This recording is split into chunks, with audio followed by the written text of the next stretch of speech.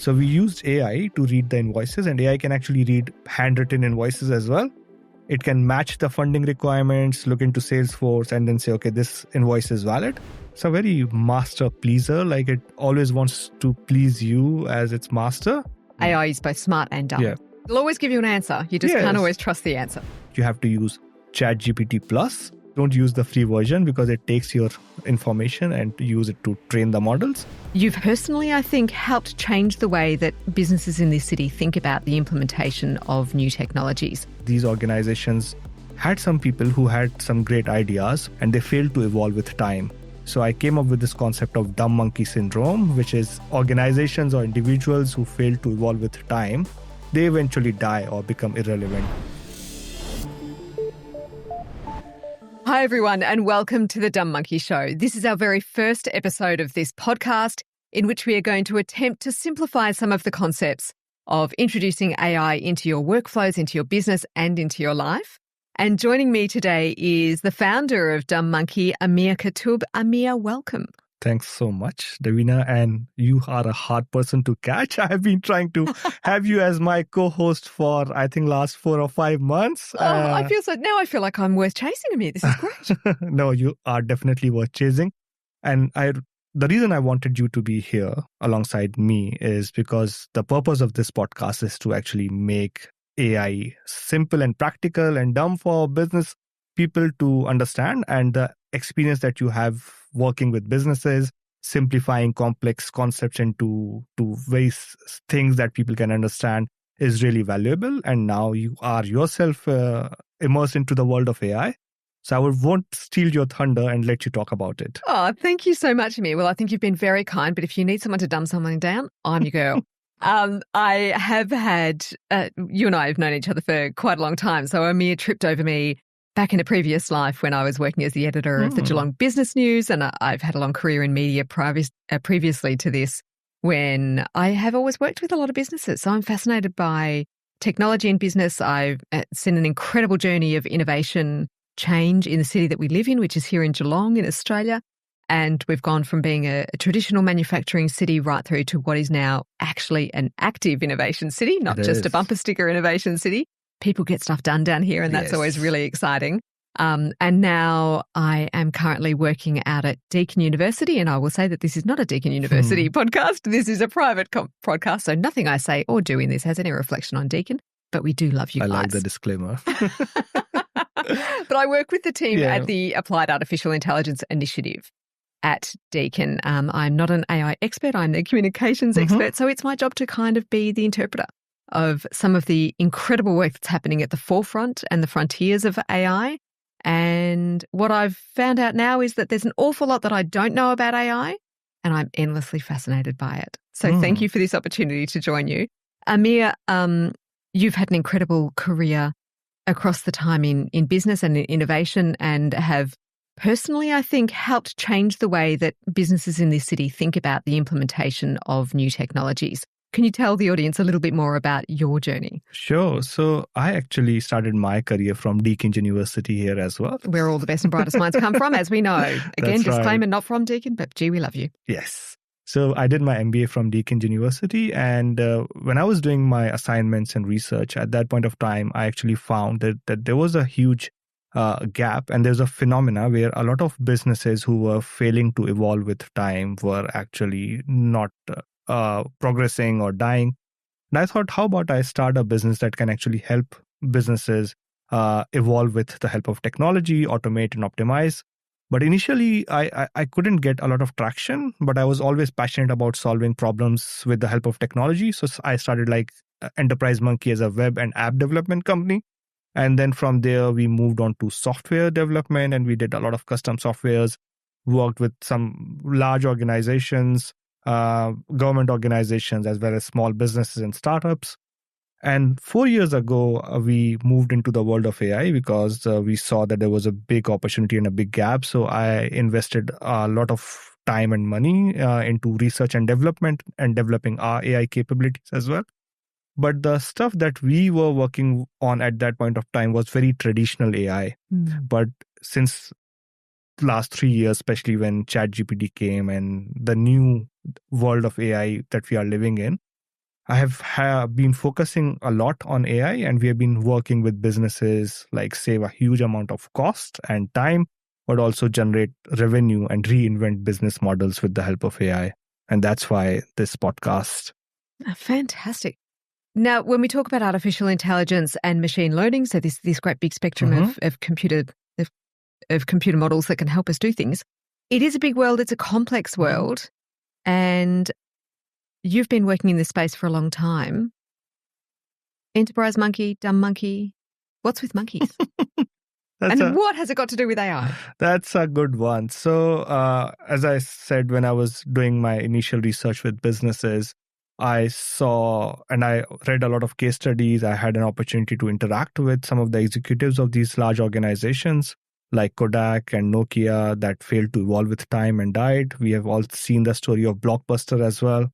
So a lot of industries were disrupted in that era. Yeah, and took away lollygobble bliss bombs for a while, which is where you had to get them at Blockbuster. Ugh. Yes. And one of the reasons that I identified was these organizations had some people who had some great ideas, but they saw themselves as focused on what they were doing, and they failed to evolve with time. So I came up with this concept of dumb monkey syndrome, which is organizations or individuals who fail to evolve with time, they eventually die or become irrelevant. And I started to use this term to go to organizations and saying, hey, are you suffering from dumb monkey syndrome? And if to help you, we are here to help you and innovate and actually save your organization. So that's where the concept of dumb monkey syndrome came from. And I've used it in my book. It's been taught in some universities now as well. And that's why I'm so passionate about this whole dumb monkey thing. Yeah. I know I've been a dumb monkey I still am a dumb monkey in many moments of my life. But that's a great point because I read a book which was Dumbest Guy at the Table. Yes. And it's a great book. I can't remember the name of the author. But he mentions that by being the dumbest guy at the table, by asking the dumb questions, you can really accelerate your learning journey. So as a business leader or owner, it's important that you are asking those dumb questions and always being curious about what's happening and how it's going to influence my business. That's really interesting because you've picked up on something there that was pinging to me when you were talking before, is that to work with AI, you need to get really good at asking questions. So this is one of the challenges of the AI age, and we are absolutely in the AI age. We're right at the beginning. So for anyone who's listening that thinks, oh, I've been a bit of a dumb monkey, don't worry, we all have, but we're all going to get there in the same way that when electricity came in, that last great industrial revolution started with electricity, and there were a lot of people who weren't too keen to jump on board, but I tell you what, we're all switching on the lights now. So we will all get there, but it's a case of where are you? What are you comfortable with? What can you learn along the way? And to do those things, we have to get really good at asking questions. Now, you talked about this, the innovation, the implementation of generative AI. We've had the versions of ChatGPT that continue to evolve, and the ChatGPT GPT-4, 5 now is a world away from where we were in the beginning. Yeah. It's still very limited. It's still developing. And of course, we have all the whole lot of very large scale generative AI models now. So you can use Google Gemini, you can use Microsoft Copilot, you can jump on Claude or Grok, and they just keep coming. They're all there. And look, play with them because they're fun.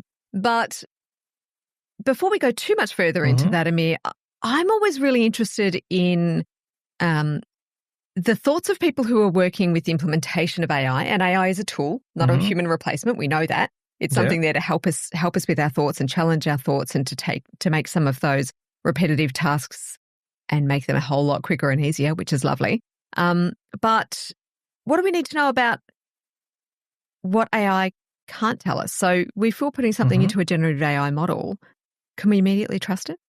Well, we cannot. And the reason we cannot is, think of AI as an intern that you have just hired, and it's like the smartest intern on the earth, and it has read everything because AI has been trained on knowledge, but it has read everything that's out there on the internet. So some of the crap advice as well, some of the we good all know advice some of the well, stuff that's on the internet. So. Oh, yes. Buyer beware. It's horrible, yes. And then it has got some decent skills.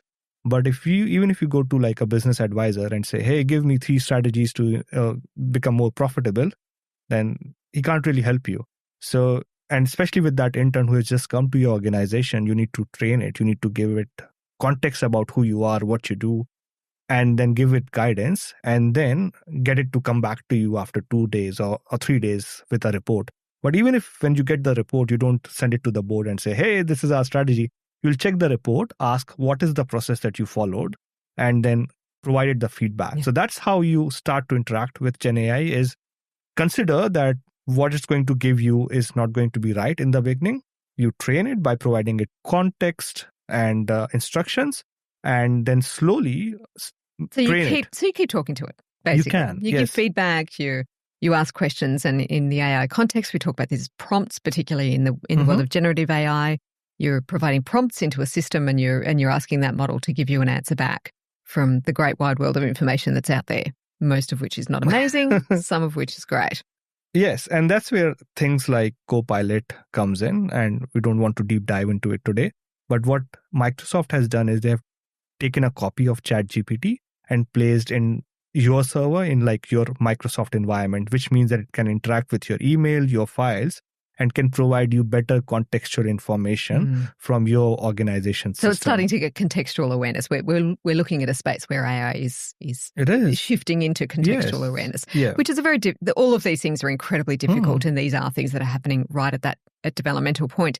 But for most businesses, they don't need to know how all of the AI works. They need to know where they need to be cautious and mindful and constantly ask that question of when should and when shouldn't I be doing it? And of course, we'll get into that in future episodes. But as a jumping off point, when everyone's running around saying if you're not in AI, you're going to be out of business. What do you do? Because if you're not someone who naturally falls into this space of technology with excitement and glee and jumps in, if you're back here with some of the dumb monkeys, and there's a lot of us, then where do you start?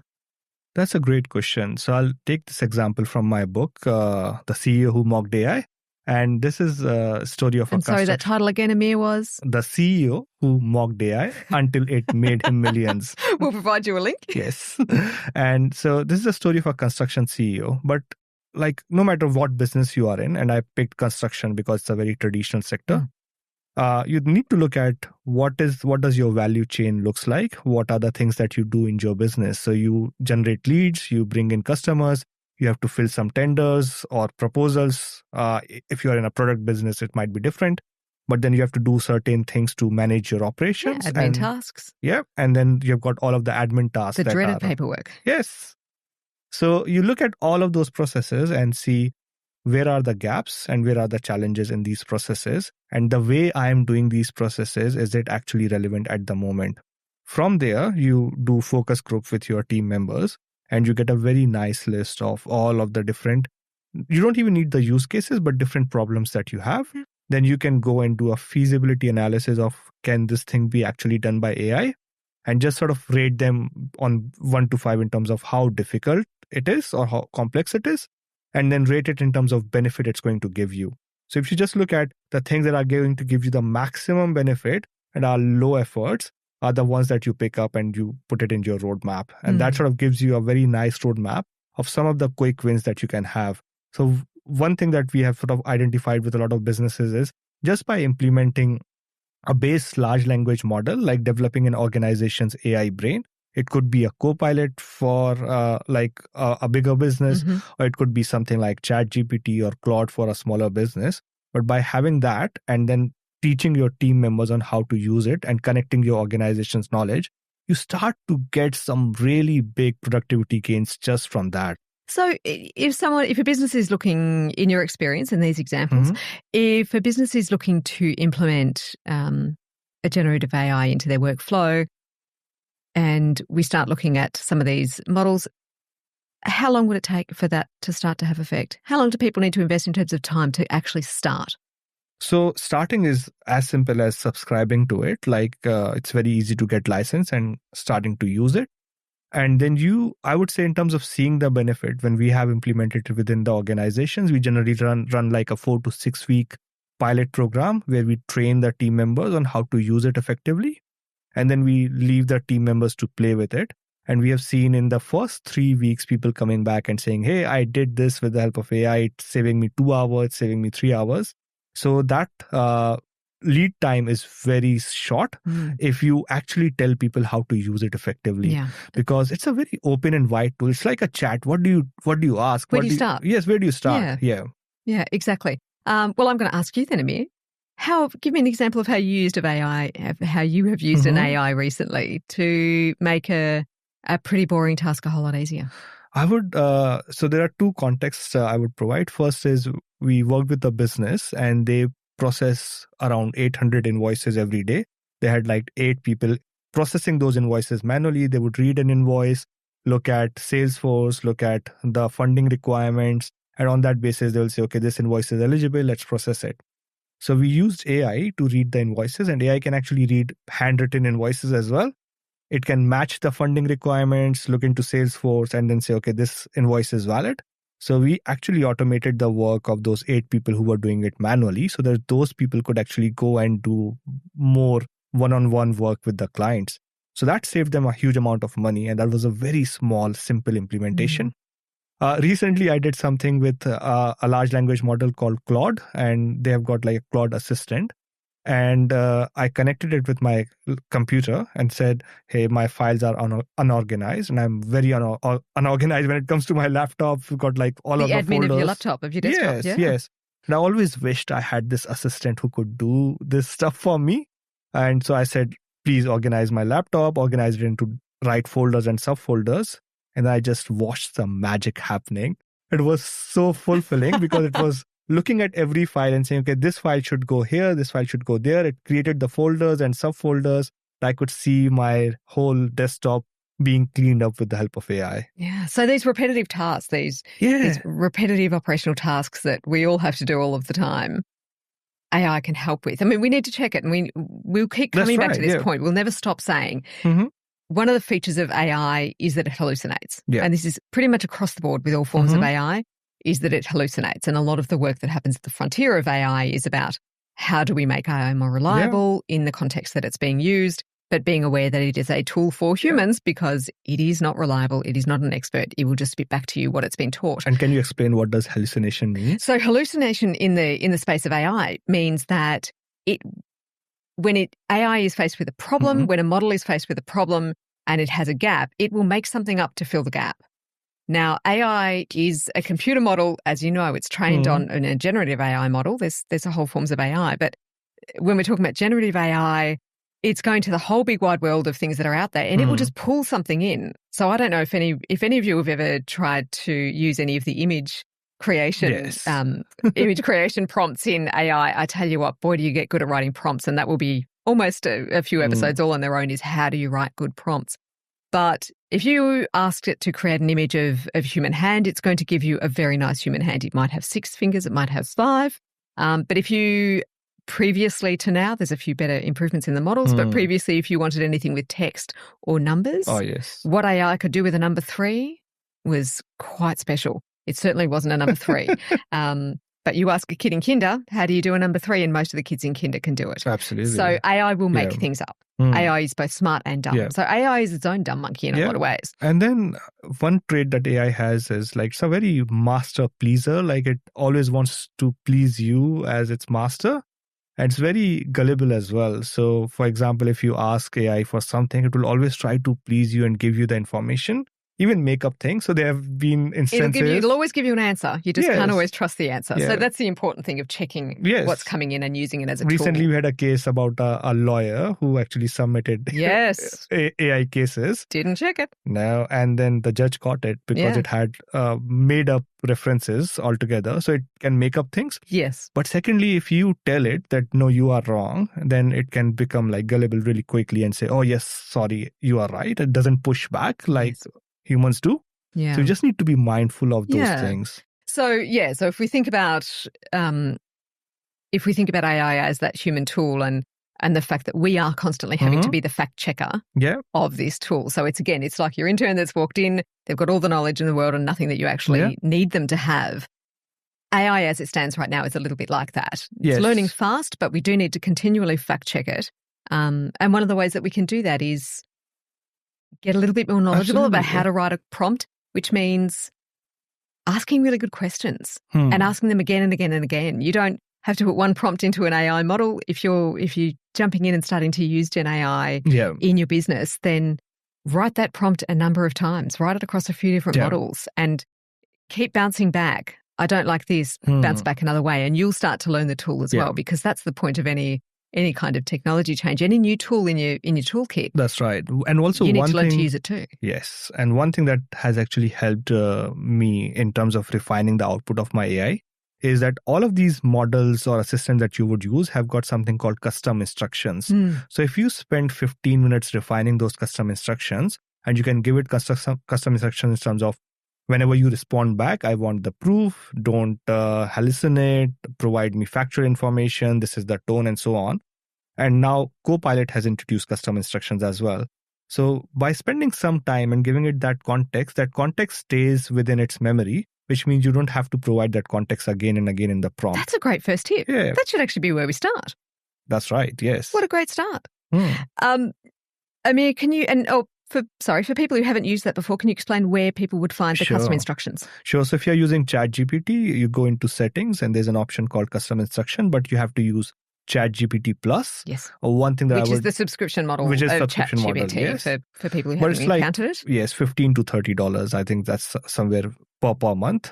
Keep your tax receipts, ask your accountant. Yes. But the important thing is don't use the free version because it takes your information and use it to train the models. So subscribe to ChatGPT. We're going to be talking a lot about that, IP and how information is used in these models and what you know. One of the big things that we will keep coming back to is when you shouldn't use That's right. AI, and it's not for all contexts. Absolutely. And so you upgrade it and make sure that the privacy is turned on. It's available in the settings as well. And then you go into custom instructions, and then you create a clear prompt telling it what exactly you want it to do and how you want it to behave. So you give it a bit of role, say this is who you are my assistant. You tell it about, like, for example, my custom instruction is I'm Aamir Qutub, I'm CEO of this and I do this. This is how I like my assistant to behave. This is information about my company. This is how your tone should be. And similarly, if you go into Copilot, you can again go into Copilot settings and there's an option called personalization. There you can actually feed custom instructions as well. So every paid version, I would say, either Claude or ChatGPT would have these custom instructions. Mm-hmm. Fantastic. So before we close out, that's probably one of the hot tips, isn't it, Aamir, that when you're going to use AI in your business, and particularly when you're using AI in your business, feel free to play around with the free versions on your own. But when you're using it in a business context, definitely worth paying for the subscription version. Yes. Yeah. And we did an exercise whenever we implement Copilot. We ask everyone is like, because Copilot costs around $50 a month. So we asked them is like, did it give you back that $50 worth of value? And generally people would respond, my time is worth $100 or $200. And yes, it saved me like 2 or 3 hours, at least in a day. Yes. Yeah. And for anyone who might have missed that piece in there that we were talking about in terms of why that value is in there. One of the big values is that when we talk about generative AI is built on large language models, which will be trained on all of the information. So it'll be trained on the information from websites. But if you are using the free version of these models, if you're not paying for the subscription version, what you're putting into that model is training that model. So everything that you're writing in there is being stored. So if you're not paying, you are the slave of AI. Because we used to use this a lot in the business context, saying if you're not paying for the product, you are the product. Yes. So just remember your data becomes the product. It applies in terms of in social media. It applies in all kinds of media, and it certainly applies in terms of AI. So if you're not paying for the product, you are the product. Protect your business, protect your thoughts, protect what you're putting into your AI prompts, and pay up. And then turn on some of those personalization settings and set it up to work for you. That's a really great first tip. Well, thank you so much, Aamir. I think we've absorbed a whole lot in a first episode. This has been really fun. It has, yes. And I think we are onto something. Oh, fantastic. This is going to be a lot of fun. And we'll be back shortly with episode 2 of The Dumb Monkey Show. But thank you for joining us today.